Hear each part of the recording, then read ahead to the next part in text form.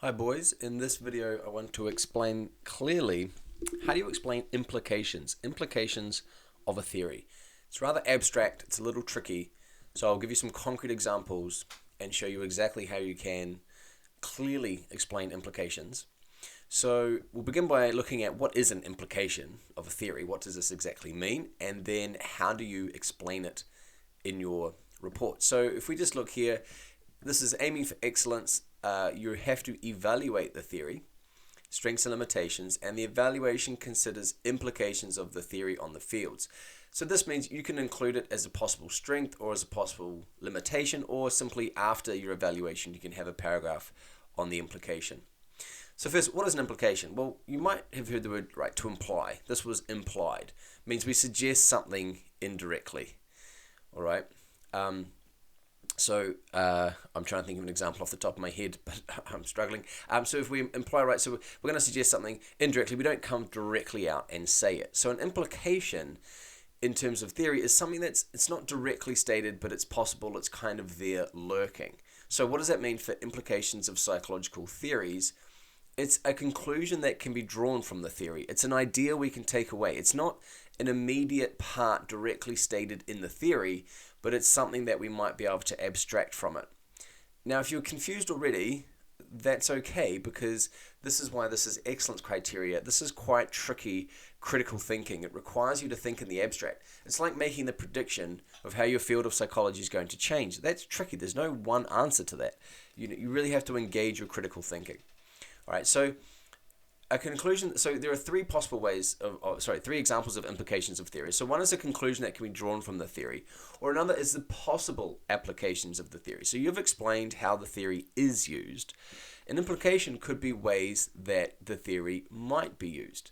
All right, and the possible effects of that application, or the effects of the theory, if it's applied, right? And these could be positive or negative. All right, so let's get into some concrete examples and how to explain this. So I would follow, and I came up with this yesterday in helping a boy understand this. Think of it as if A, then B. A meaning some kind of claim of the theory. So if A is true of the theory, then is there some possible conclusion or application we can take from that, and what are the effects of that application? Let me give you some examples. Oh, sorry, before we get into that, why is it coming up in blue? I would say, how to explain this is you state the claim of the theory, and that you really need to understand the theory to do this well.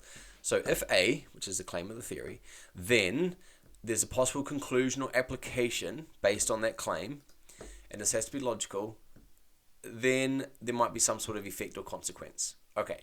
For example, genetics. Now, this is not really a theory per se, but if we said if intelligence is genetically based, all right, this is a claim of a theory, then if we alter genes of unborn kids, we can make them more intelligent.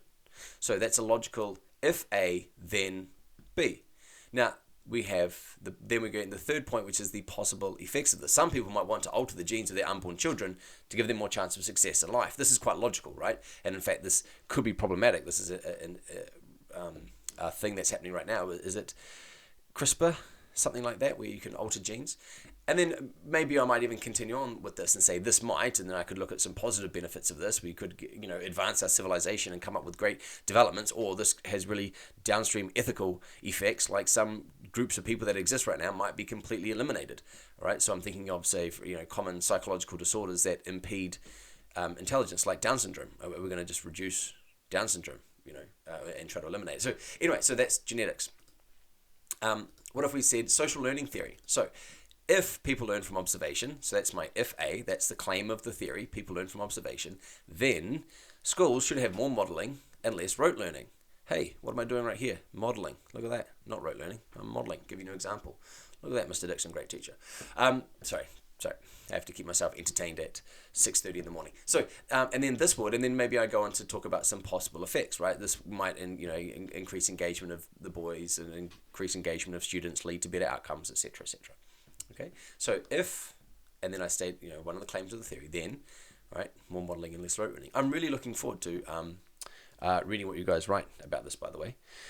Okay, so there's a couple of examples. Now, some tips. Definitely use the word implication somewhere to really highlight the fact that you're addressing this part of the criterion. So you can simply have a heading that says implications of the theory, Or maybe in the first sentence, you might say, an implication of this theory is blah, blah, blah. But use this word to make it explicit that you're addressing the implicitness of the theory. And there, if you click on this link, this is also linked in Schoolbox, there are 3 more full paragraphs. These slides are also in Schoolbox. That's where you'll find them. And you can see the implications. What are they? Now, this is taken from a student example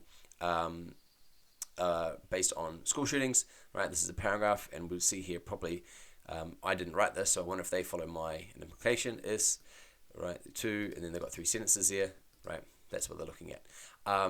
Example 2, same thing. And then this example here is one that I wrote. Maybe why it's a little bit longer, but simply a short paragraph, right, like this, one for each theory, and that's what you need to do. All right, I hope that is helpful. Yep, good luck.